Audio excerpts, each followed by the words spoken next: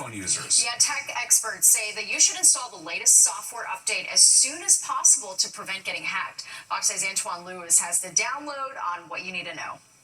Now, remember those reports from a few months ago about how hackers were targeting iPhones? Well, this new iOS 18.5 update is to mitigate that, and Apple is telling iPhone owners to make sure they update their phones if they have not done so already. Now, the company says the iPhones are vulnerable without the new iOS 18.5. The concern is that hackers will be able to access and manipulate personal data, including passwords, photos, and in particular, any information stored on the Notes feature. The company acknowledges that this is a major security gap, but says the update corrects this issue, which even allows hackers to access the device through the message notification banner on locked phone screens. Apple getting the word out that it's urgent iPhone owners absolutely do the update, and tech experts are underscoring that urgency.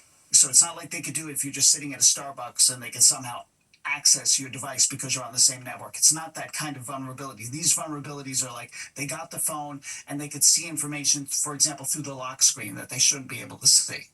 Now, after doing the update, iPhone owners are encouraged to disable message notification previews and to enable two-step verification when prompted to do so. Also, Steve and Natasha, if you have any older family members with an iPhone, experts encourage them to do the upgrade because of how easily they are targeted by hackers as well as scammers. Yeah.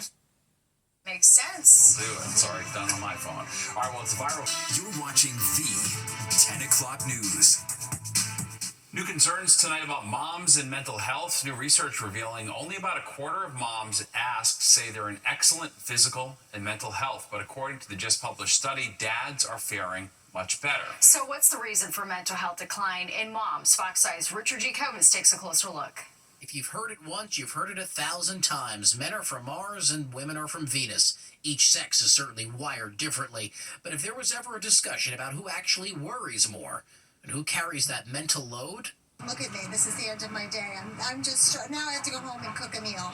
then it's the laundry and preparing for tomorrow. Women do indeed suffer when it comes to their mental health. A new study from JAMA reveals that moms specifically have seen a significant decline in their mental health. That number jumping from 5.5% to 9% from 2016 to 2023. Dads feel it too, but it turns out not nearly as much as their significant other. Women are now higher up in the ranks, and there's probably just as much pressure as men are. I feel like a lot is on my shoulders as is. Tatiana is a single mom to 8-year-old Annabelle and says her life is certainly more stressful these days. Men kind of take a lackadaisy approach to things a lot of times. They're like, oh, she'll take care of it. Yeah. Mothers who attain a lower education and single moms fared the worst, with only a quarter of those surveyed saying they'd consider their mental health as excellent. So why are women feeling this mental load now more than ever? Maybe it's trying to balance your professional life with being a mom, or maybe it's just trying to plan and organize everyday life. I think women really need to participate in self-care. I think they need to recognize that their own physical and psychological health impact their kids and their families as well. Well, I think men, at least myself, is more short-term, thinking women are better planners than men. So because of that, maybe they do have, more stress. And psychologists say it's those dads who can make a world of difference in a mom's mental health just by listening and acknowledging what they're saying, being that shoulder to cry on a day that they really need it. It can make for a better partnership and an even stronger marriage. So to my wife, Jenna, I'm always listening. On the Upper West Side, Richard G. Kovas, Fox 5 News. Smart man, right? And all over TikTok, it's a viral trend that has bros saying goodnight to each other. All right, Fox 5's Duarte Geraldino shows us what's behind the trend that has dudes reaching out and dialing each other. Good night, bro. Good night, bro videos are everywhere on TikTok. They're simple, unexpected, and getting millions of views. The surprise is part of the charm. They feel real, even a little vulnerable. Man, I just called, man, to tell you good night, bro. You did what, bro? What you saying? Say it one more time for me. Repeat it. I said good night, bro.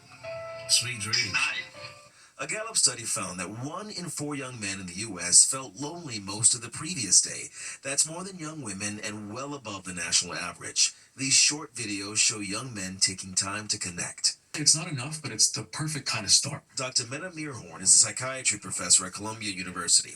He treats young men and says many were raised to focus on doing, not feeling. Sort of a utility-based relationship or a transactional relationship. So, you're at work or you have somebody who expects something from you and you give something to them. But there isn't a lot of just no agenda. I just want to see how you are as a person.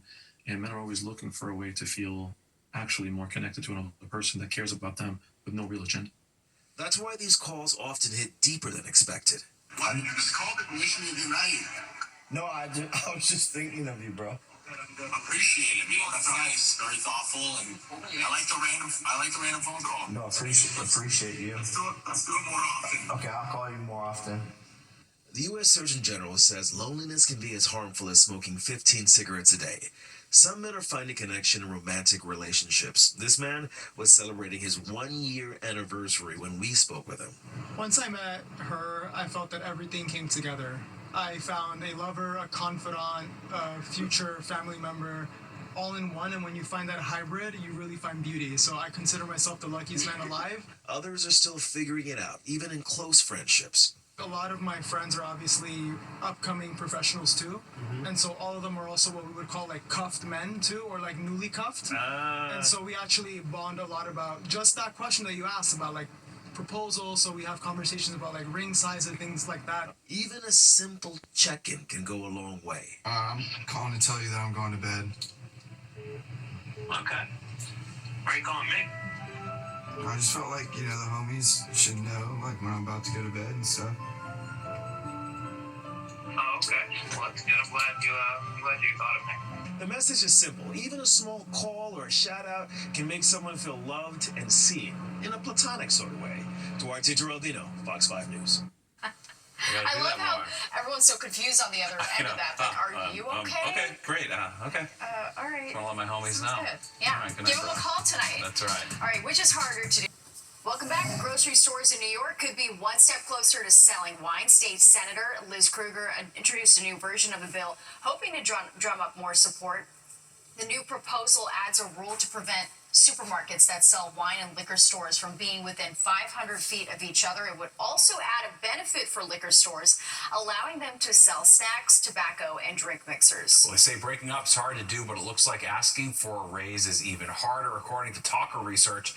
Recent grads say it's more stressful to negotiate their salary with an employer than breaking it off with a romantic partner. So here are some tips from employment experts: knowing your value by exploring the standard pay for someone with your education, skills, and experience level, setting a baseline, but be ambitious and practice your talking points with a trusted friend before you pitch to help with quick thinking and prepare for any different scenarios. A growing number of Americans are camping solo. A recent survey of more than 4,000 campers by The Dirt, an app that helps people snag camping spots, found that the number of solo campers has been growing every year since the pandemic. The amount of solo campers in 2021 was 19%. Fast forward 3 years later, that number went up to 31%. But they're not all really traveling alone. About half of them admit they do bring their dog along. Oh, that sounds lovely. Of course. Gotta do that. All right, well, there's more of the 10 o'clock news straight ahead.